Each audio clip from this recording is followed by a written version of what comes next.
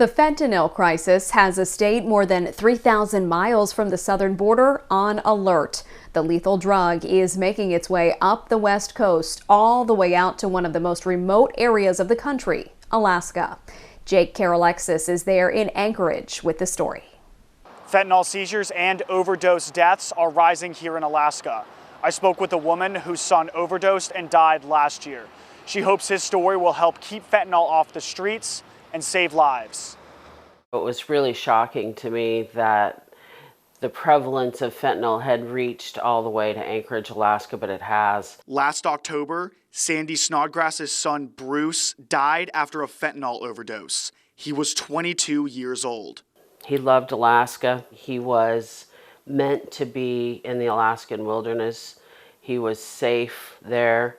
He wasn't safe in the city. The number of deadly fentanyl overdoses in Alaska has been increasing since 2018. The biggest spike came last year when there were 253 overdose deaths, over 100 more than the year before. There are people who actively seek out fentanyl, but a lot of the overdoses can be attributed to people getting a hold of one substance, thinking they have one substance, Adderall, and it's contaminated with fentanyl. 1 gram of fentanyl could kill 500 people. In the first 3 months of this year, law enforcement seized over 1,200 grams. That's more than double what they seized all of last year. Retired DEA agent Derek Maltz says a lot of it's coming from Mexico. The cartels have a pipeline up the West Coast through California into Washington State and obviously into Alaska.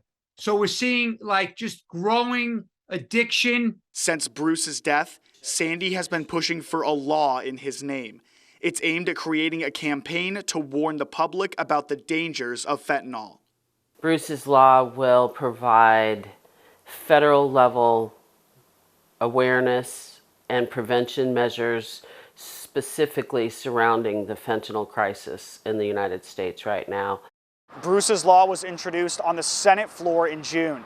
The next step towards getting the law passed is an introduction into the House. There is no timetable for when that could happen.